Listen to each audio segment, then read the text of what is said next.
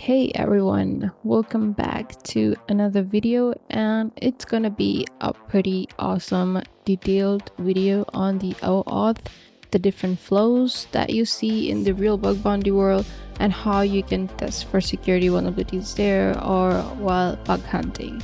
So we're gonna look at each flow one by one. So the flow we're gonna look at is Authorization Code flow, Implicit Flow, PKCE, which is PKCE, that is a bit of extension of the Authorization Code flow itself, but with a little bit more protection. Then another is OpenID Connect, and the last one is Device Code. So it's a total of 5 flows. So it's gonna be pretty interesting, so sit back and relax and enjoy this video. Before we get into flows, I would like to first talk about the OAuth basics, like how the normal flow actually works, what are the parties involved and all. Okay, so OAuth is an authorization framework that enables web application to request limited access to a user's account without sharing credentials. And this is the main point, because you don't have to type your password again and again in different applications. It is pretty user-friendly. All you have to do is get the token from the authorization server, and once you have that token, the client can access your data and everything. It just makes everything easier. So how this actually works, in OAuth there are 3 parties that are involved. The first is the client application, which is the web application that is requesting access. The second is the resource owner. This is the user whose data the client application wants to access. And the third one is authorization server. So this is the application that controls the user's data and have access to it. They do it through an API. Let's understand this with an example. So this is how the OAuth 2.0 flow works. Let's say you visited an application, and there you see an option to log in with Google or log in with the X. So when you click on it, the app sends a GET request to the authorization server. This GET request contains client ID, redirect URI, and what is the response type. So the response type that is used is code. Now after this request, the user is prompted to log in and approve access. So you basically log in with your email and password, and once you are done, there comes the authorization response, which the OAuth provider sends back to app. Now the provider redirects the user to a URL that contains a callback and with a value of code. Now that you have the code value, you just have to exchange it for access tokens. So now the client app sends a post request to exchange the code for token, and this request looks something like this, that contains code, client ID, redirect URI, and ground type.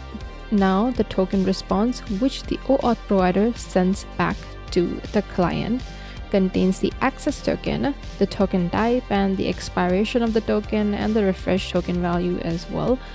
But yeah, now you have the token, and now the application, the client application, can use that token to access users' data by putting it in the HTTP request of whatever they are doing in the client application. Now, majority of the time this is how it happens, but some applications can do a little bit of modification, but the logic remains the same. You can still test for it if you understand how the core flow works. So now let's move on to the different flows of OAuth. To understand this better, we are going to look at OAuth 2.0 Playground. And this playground has 5 OAuth flows, and we're going to look at each one and understand the flow and talk about what we can test there for vulnerabilities while security researching. Okay, so we're going to first start with the implicit flow, which is actually deprecated and it is not used anymore. But still, I think you should understand how this works, because it was part of the OAuth once, and then authorization code flow came up to replace this one, as it is more secure and better version. But sometimes in interviews they do ask about implicit flow, like why it's not good enough anymore. So yeah, let's get into it. So here we have some steps, and this is the first step, that is to build the authorization URL. Now these playground or these flows are designed for more like developer perspective, as how they can implement these flows in their application, but we're going to understand this from both developer and security researcher perspective and talk about how things work.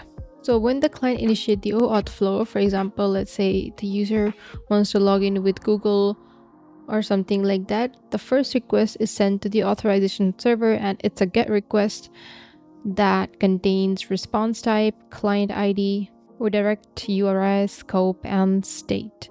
So the redirect URI contains the URL where it's going to send the user to, and here we have the state value, which is a random value, which is used to prevent CSRF.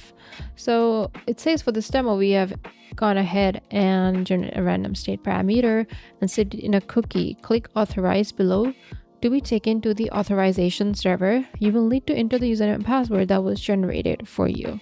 So to get the username and password, you actually have to click on this client and user registration, where you have to get the registration info, but I've already done this, so I can just click on view registration info and I have this login and password. You can also reset it, but I'm going to use the same one, and I also have saved it in my notepad over here.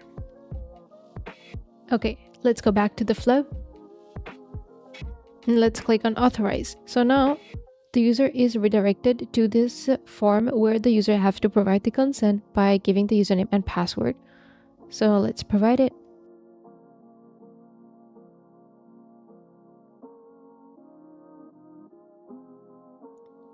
Click on login. And now it says the application would like the ability to access your photos. So as a user, we are going to approve this permission request. And now we are on to step 2, which is to verify the state parameter. So the developer is supposed to create a logic where they have to verify the state parameter. As it says, you need to verify the state parameter matches the values stored in the user session so you can protect against CSRF attacks. And that's why as a researcher, you should check the state parameter value. Like what happens when you send a random state parameter value or a non-value, or you can also remove the state parameter itself from the request and see what response you get. But as you can see in the response, we have the access token in the URL itself. It says a fragment component in the URL contains the access token, and that's why this was deprecated, because the access token is being transferred in the URL itself, which can be leaked in the browser history or refer headers or in the logs. So that's why it's not really a secure way to do things, and it got deprecated. But let's move on, and it says the state is stored by client, which is this value matches the state in the redirect. This value, let's say yes, it does matches. The last step will be to get the access token. So the access token is here, and the token type is bearer, and the expiration time and scope. So this is all to it. As you can see, there is no exchange of code to access tokens. This happens in the OAuth 2.0, which is a more better version. But just wanted to point this out as well, because it is good to understand things why it didn't work before and what things made it better.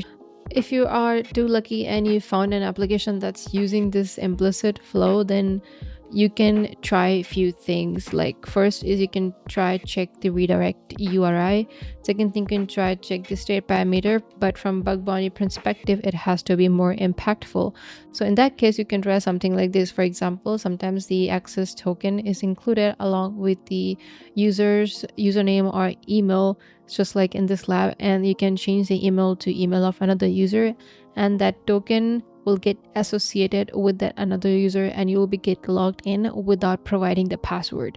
So this is something else you can try as well. Okay, now let's move on to the next one. The next one we have here is authorization code flow, and we have already discussed how this flow works, but let's see the steps so we can understand this much better. So here again, we have build the authorization URL. So whenever the client wants to access the user's data, the first request will be the GET request, and it will look similar to what we saw in the implicit flow that contains a number of parameters like client ID, redirect URI, scope, and state. Now let's click on authorized. The user will be prompted this to first log in for verification.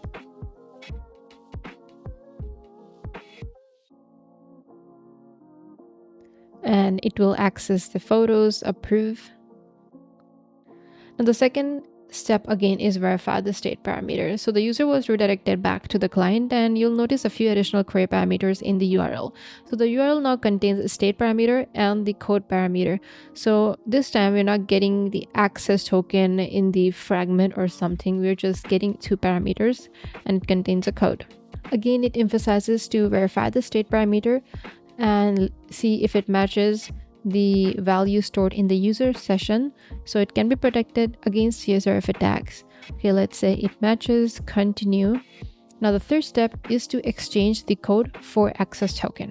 So now the client builds a post request to the token endpoint with the following parameters. Grant type is authorization code, and the client ID, and then a client secret as well. So this is something extra that is added in this one. And then the redirect URI and the code. Again, you can check the redirect URI for open redirect vulnerabilities. For example, there are some cases where the old code value also works. For example, if you have two accounts and you completed the authorization flow in the first account and you noted the code value. Now, when you initiated the second OAuth flow in your second account, you can try replacing the code value to the value you got previously and see if it's working or not. If it's working, then it is a vulnerability, which is authorization code replay or reuse. So it's a type of improper OAuth implementation where an attacker can steal and reuse the same code to get another access token, which can lead to session hijacking as well. So for now, let's click on go. Now the code is exchanged for access token. So in the response, we got this access token over here and the expiration time and the type of token. So now the application has the access token it can use to make API requests on behalf of the user. So after looking at this little snippets, it must be making more sense to you how this flow actually works and what you can test for in this case. I want to show you a report, like how you can try this out, just for reference. So this is a URL for OAuth flow, and it has a vulnerability of open redirect in the redirect URI parameter. So capture this particular request in burp, and once you get this request, you can change the redirect URI parameter to any random domain. In this case, https://evil.com/auth/callback, and the state parameter is redacted here.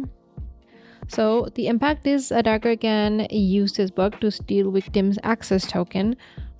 How this happens is when the victim will click on this modified URL, they will be redirected to attacker's controlled domain, and the attacker controlled domain will fetch the access token that was generated for this user, as they will see it in their logs.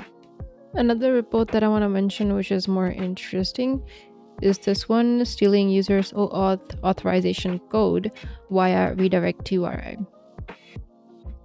So this one happens through a path traversal attack in the redirect URI itself, which can lead to users' authorization code being leaked to any malicious user. So this is the URL. We have the client ID, we have the redirect URI, and this is the original value of the redirect URI, https://boot.pm/users/auth/pixiv/callback, and the response type is code because it is authorization code flow, and then we have the scope, and then we have the state parameter. Okay, now the next thing this researcher does is he tried changing the redirect URI parameter by adding a payload, a path traversal payload, and it looks something like this: https://boot.pm/users/auth/pixiv/callback. So everything is same as previous, but they're just not adding more /./payload and then a particular path that is /ja items and some number. And in the end, it will be turned into this particular URL. So everything before the /payload will be removed, and this will end up in the redirect URI parameter, so the user will be redirected over here. Now, if the attacker had Google Analytics enabled, the query string could be exposed when the victim is redirected to the product page, so the unused authorization code is leaked. Now, it will make more sense if I show you this video that was provided over here. So this is the request, and we have this URL, and you can see the payload is already added in the redirect URI parameter. So by copying it and giving it to the victim opens up in the browser, and the victim is now getting redirected after clicking onto this to this particular product. This product is created by the attacker, as it says test, so it's a custom product, but the code is revealed in the URL. Now the victim has Google Analytics enabled on their side, so when they open it, they can see the code in the URL like this. I think I'm just gonna copy it. Yeah, so here is the code revealed. Now all you have to do is exchange this code for tokens, which is pretty easy. And once you get the access token, this can lead to account takeover. Now let's move on to the third one we have here is PKCE, that stands for Proof Key for Code Exchange. So we have 4 steps here. This one is pretty similar to the authorization code flow. It's just that there is one more layer added on top of it. The first step is to create a code verifier and a challenge. So before redirecting the user to the authorization server, the client first generates a secret code verifier and challenge. So the code verifier is a cryptographically random string using the characters A to Z and 0 to 9 and the punctuation characters. And the string is between 43 to 128 characters long. So once the client has generated the code verifier, it uses that to create the code challenge. So for devices that can perform SHA-256 hash, the code challenge is base64 URL encoded string of the SHA-256 hash. Okay, I know you are losing it already. So I'll make it easy for you. Let's first click on the generate code verifier. So this is a random string that is generated. Now this random string will be passed to SHA-256, and then the resultant value will be base64 URL encoded. I hope this makes sense now. So when I click on generate code challenge, this is the resultant value. So the client needs to store the code verifier for later use, and we'll store it in a cookie for this demo.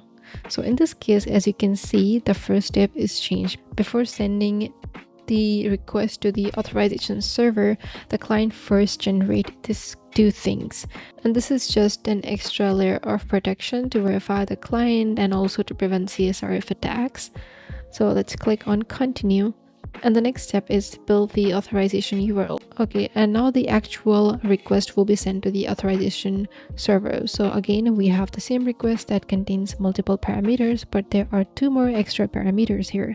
The first is the code challenge, and the second is the code challenge method. So this is ST56, and we have the code challenge value which was generated previously. So the client includes the code challenge parameter in the request, to which the authorization server will store and compare later during the code exchange step for the verification purpose. So let's click on the authorize, and now we just have to authorize it.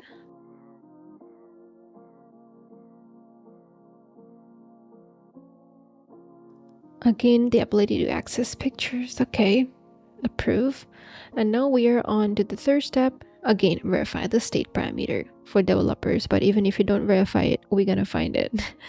Okay, so the user was redirected back to the client with a few additional query parameters in the URL that contains state and code.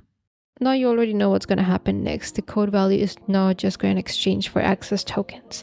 So it matches, continue the exchange. Now the fourth step is exchange the authorization code, and we have the post request here with the code value and the code verifier. Now this is something extra as well in the last step. So you need to send this along with the token request. The authorization server will check whether the verifier matches the challenge that was used in the authorization request. Now, this ensures that a malicious party that intercepted the authorization code will not be able to use it. Now you're getting why this was needed. Now let's click on Go, and here we have the access token in the response. And now the application can use it to make API request. Now again, here you can check for the open redirect vulnerability in the redirect URI parameter, and also you can check for the authorization code reuse vulnerability, as well as you can check for the reuse of code verifier. So the code verifier here is supposed to be used only once for one login attempt, but if it can be reused, a hacker who sees it can reuse it with the same or different code and steal your session. So it leads to session hijacking, and it also breaks the PKCE protection, letting attackers impersonate the user or steal their tokens. Okay, now let's move on to another flow. And we have OpenID Connect, which is pretty interesting one. So OpenID Connect is again kind of similar to Authorization Code Flow, but Authorization Code Flow only does the purpose of authorizing. But in OpenID Connect, it does both authentication and authorization. So if I scroll down, you can see it says OpenID Connect supports many of the same flows as OAuth 2.0. At the end of the OpenID Connect process, the client ends up with an ID token, which contains information about the user who signed in. Actually, this ID token is a JWT token. That's why it says it contains information about the user who signed in. We all know what a JWT token looks like when you decode it. So that's what the ID token is. Now this token is encoded and signed, and the client is expected to parse it directly. So when a client uses the OpenID Connect flow, it can request access token in addition to an ID token. So you end up with both ID token and access token, as it does both authentication and authorization. So you're going to look at this example to understand this better. So first, again, we have the request that is being sent to the authorization server that contains client ID and everything, and we also have a nonce value here, which is similar to state and random value to prevent CSRF attacks. Let's click on authorize and provide the creds.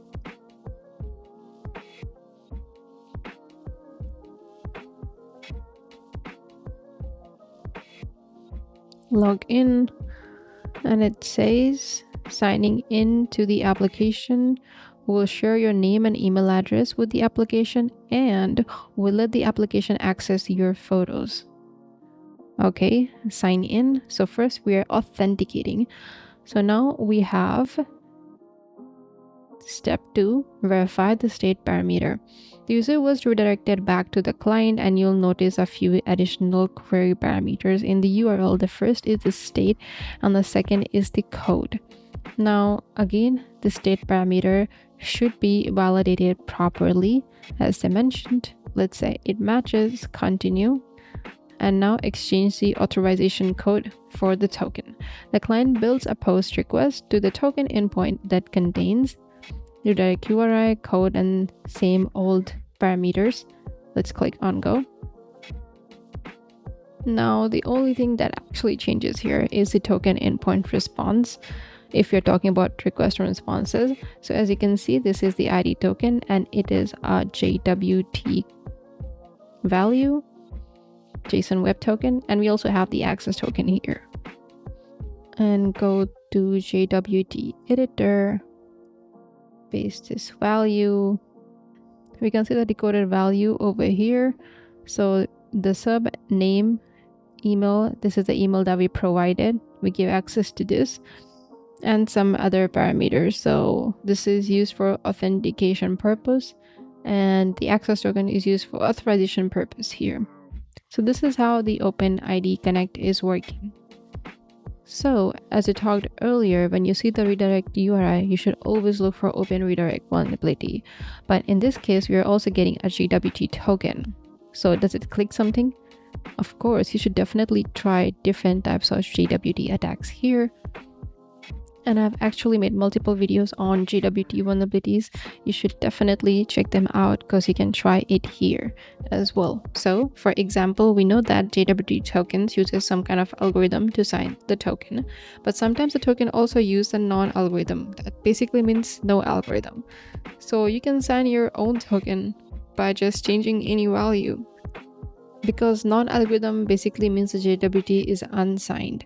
So if you want to have a token of another user, just change the email ID of the token by decoding it, and you'll be logged in as another user. If what I'm saying is alien to you, you should definitely watch those JWT attack videos. It will make more sense. So now we know how you can test for OpenID Connect as well.